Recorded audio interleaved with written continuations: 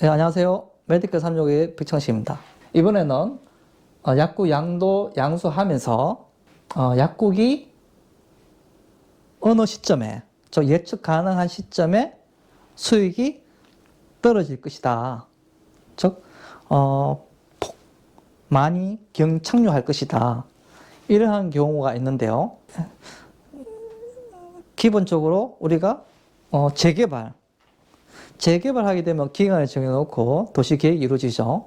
그러면 어느 기간이 되면 조합하고 사업인가, 관리처분, 그 다음 준공, 이제 건축, 준공 이렇게 돼가는데, 그럼 재개발은 어떤 일정에 따라서 어느 기간 되면 딱 멈춥니다. 그런 것이 이제 우리가 예측 가능한 어떤 약국으로서의 가치가 툭 떨어지는 기간이죠. 그리고 어느 순간 또 위에 병원이 원장님 나이가 많아서 어느 순간에 그만둬야 된다. 그것도 예측 가능하죠. 하지만 이 예측 가능한데 재개발해서 갖고 무조건 어떤 분은 무조건 재개발하면 뭐 피하는 분도 있습니다. 재개발 중에서도 부분 재개발하는 경우 있죠. 한 10에서 20% 사이 재개발하고 또 아파트가 들어오고, 시간 지나서 또 이쪽에 또 재개발하고 들어오고, 이런 경우에는 어떻겠습니까? 기복 있듯이 조금 내려왔다가 어느 순간 되면 또 더 잘 되고, 또 약간 내려왔다가 더 잘 되고, 이렇게 리듬을 그립니다. 이것은 영향이 거의 없다고 볼 수 있고, 조금은 있지만 기다리면 또 증가되는 그런 경우이기 때문에 일부 재개발 중에서 일부인 게는 정상입니다. 예, 그렇게 하고, 재개발 중에서 뭐 한 50% 떨어져 나간다든지, 전체 다 한다든지 하게 되면 50% 떨어져 나가면 수입이 반토 떨어지겠죠. 의사 입장에서도. 약국에서 반토 떨어지고. 이런 경우에는 과연 이제 권리금을 어떻게 산정할 것인가. 대부분은 전체 또는 50% 이상이 이제 재개발 할 경우에, 그것도 뭐 관리 처분되면 1, 2년 안으로 다 나가야 되기 때문에 인수인계 자체가 안 됩니다. 보통은 이제 조합 끝나고 사업인가, 조합하고 난 뒤에는 뭐 한 8년, 뭐 10년 갈 수 있으니까 인수인계 됩니다. 근데 사업인가 되면은 이제 얼마나 빠르게 다니냐에 따라서 빨라질 수 3년 될 수도 있고 5년, 8년이 될 수가 있습니다. 그래서 이제 사업인가가 끝났을 때, 그때 본인이 계속 하면 되는데, 어떤 양도하시는 분도 분명히 다른 어떤 지방의 어떤 가능 계획이라든지, 아니면 더 좋은 어떤 개수 찾아보면서 나타났다든지, 이렇게 했을 때 자기 것이 팔아야 되는데 재개발이라는 이유 때문에 양도가 안 되면 권리금을 좀 서로 간에 힘드는 경우가 생깁니다. 그러면 그 권리금을 어느 정도 산정해야 서로 간에 만족을 할 수 있을 것인가, 제가 생각해 봤습니다. 먼저 한 3년으로 예를 잡아봤습니다.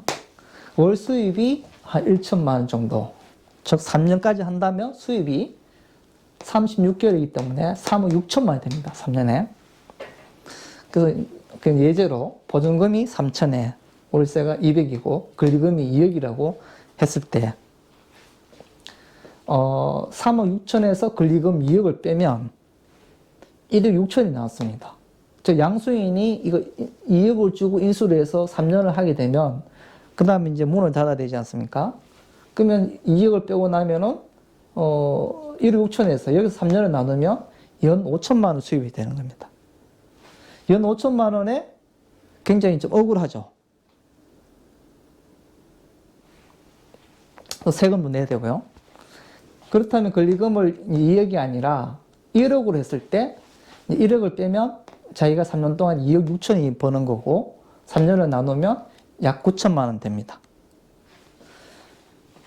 이것도 뭐 좀 많다 생각하시고, 예를 들어서 좀 쉽게 권리금 6천으로 잡으면 이제 끄트머리 6천을 빼면 3억이 됩니다. 3억을 3년을 나누면 1년에 이제 1억이 됩니다. 1억이라는 것은 월 이제 800만 원 정도 되는 거죠. 예. 그래서 예를 들면은 이제 월 수입이 한 1천만 원 정도 되는 것에 앞으로 3년까지밖에 할 수 없다는 거 예정했을 때, 그것도 전체 알면 50% 이상 예. 일부는 정상입니다.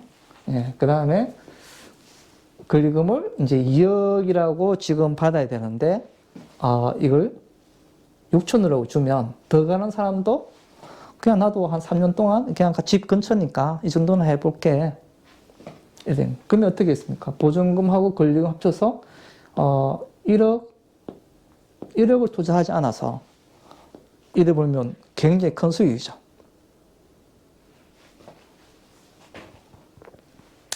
보통 이런 경우는 분명히 더 좋은 걸 뭐 어떤 눈여보는 경우에 이렇게 하고, 대부분은 본인이 쭉 하다가 3년 지나서 그냥 없어집니다. 아직까지 저도 한두 번 봤는데 제가 진행을 못했어요. 거의 다 한 7, 80%가 없어지기 때문에 병원도 같이 없어질 것이다 해서 저는 진행을 안 했습니다. 일부는 정상적이기 때문에 제가 전화를 몇 건 했습니다. 뭐 아무 문제 없습니다. 그 다음에 우리가 이제 예측 가능한 경청률 중에서 원장님 나이가 많을 경우, 70 전후 경우에는 이제 고민을 하죠. 은퇴할 시기를 언제쯤 할 것인가 이렇게 예상도 할 겁니다. 뭐 80 이상 하시는 분 거의 못 봤잖아요. 예? 그러면 이제 여기서도 무조건 뭐 피해야 된다 이렇게 또 생각하시는 분도 있지만, 뭐 제 경우는 또 두 가지를 바라봅니다. 정상적인 거하고 비정상적인 것은 이제 연착륙을 시켜야 되는데, 정상적인 것은 위치가 너무 좋아요. 그 가가 입지가 좋은데 뭐 경쟁도 없고 그냥 무난하게 할 수 있는 어떤 위치가 좋고, 두 번째는 처방이 위치가 좋고 처방이 뭐 쏘쏘 정도 되겠죠. 그럭저럭 이렇게 하거나, 또는 위치를 떠나서 일단 위치가 좋아야겠죠. 처방전 진료가 많은 경우, 저 나이가 많지만 진료가 많은 경우에는 병원들도 양도양수가 되고 쉽게 이루어지는, 양도양수는 이제 그 과에 대해서 혹시 주변에 지인분 의사가 있으면 물어보시면 돼요. 그 위치에 현재 어느 정도 진료하는데 양수할 생각이 있느냐 이런 물어보면 가장 정하죠. 그렇지 않으면 이제 저희들이 뭐 저한테 의뢰를 하면 같이 상의를 하시면 됩니다. 그 비정상적인 것은 이제 감가상각, 연착륙을 연착륙을 제가 하는데요. 양도인도 양보를 하고 양수인도 양보를 해서 그 책정을 맞추면 됩니다. 예를 들어서 월 수입이 뭐 1천만 원 또는 1천만 원 초반이다. 그럼 당연히